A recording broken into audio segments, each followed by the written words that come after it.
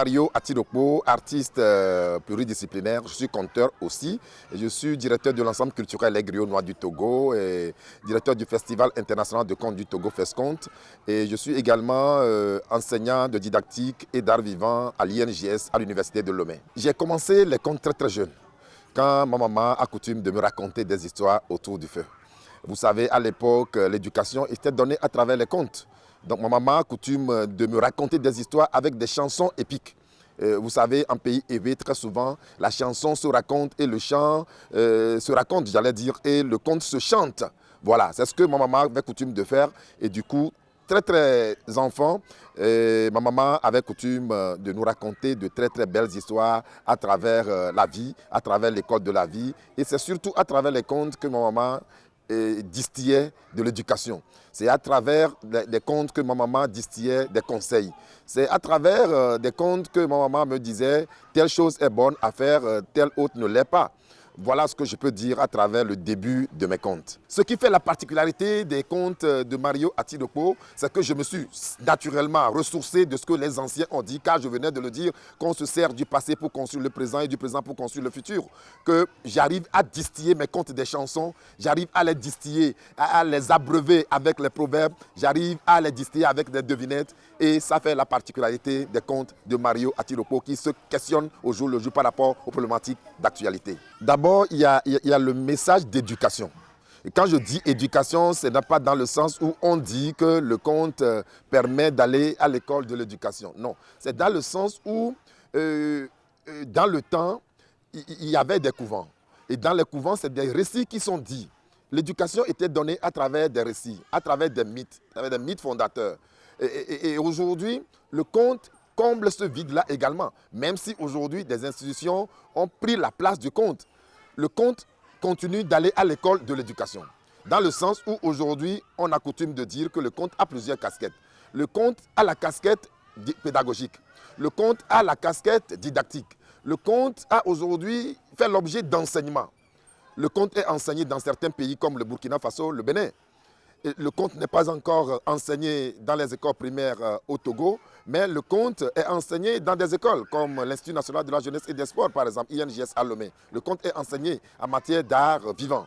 Donc je peux dire que le conte a tellement de casquettes aujourd'hui à notre génération. Et ce conte-là, c'est aussi un patrimoine culturel immatériel que nous devons garder, que nous devons sauvegarder, que nous devons pérenniser à travers des ateliers d'écriture de contes. Et les messages que nous véhiculons, c'est les messages d'actualité. C'est les messages d'actualité et les messages d'amour.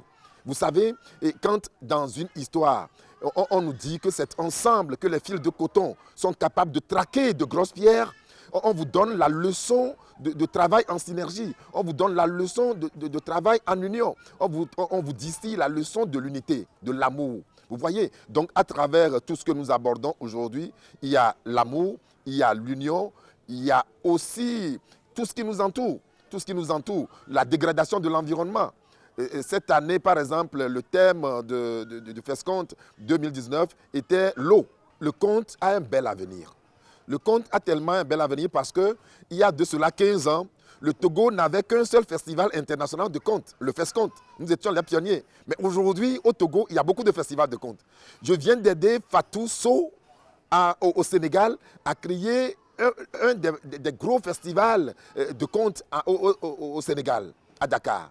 Donc, j'ai aidé des gens en Afrique à créer plus de 5 festivals de contes. Donc, le conte a de beaux avenirs devant parce que beaucoup de jeunes, beaucoup d'enfants continuent d'aller aujourd'hui à l'école de contes.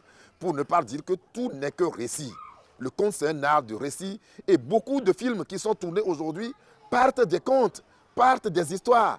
Beaucoup pensent que lorsque les technologies de l'information et de la communication vont envahir l'humanité, les contes vont disparaître. C'est erreur. Erreur parce qu'aujourd'hui, le conte se saisit de ces outils-là pour continuer d'amplifier ces outils, pour continuer d'amplifier ces messages.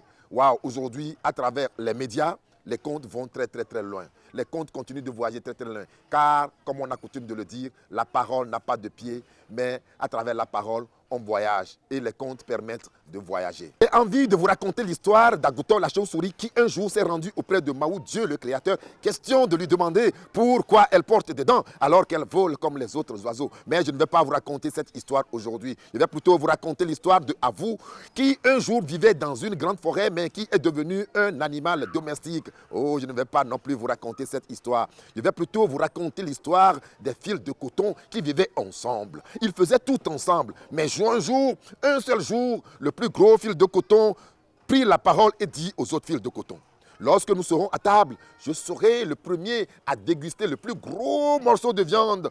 Tous les autres fils de coton se fâchèrent. Ce jour-là, les fils de coton qui avaient l'habitude de se rendre à la pêche ensemble ne se sont plus rendus à la pêche ensemble parce que tous les autres fils de coton se sont fâchés.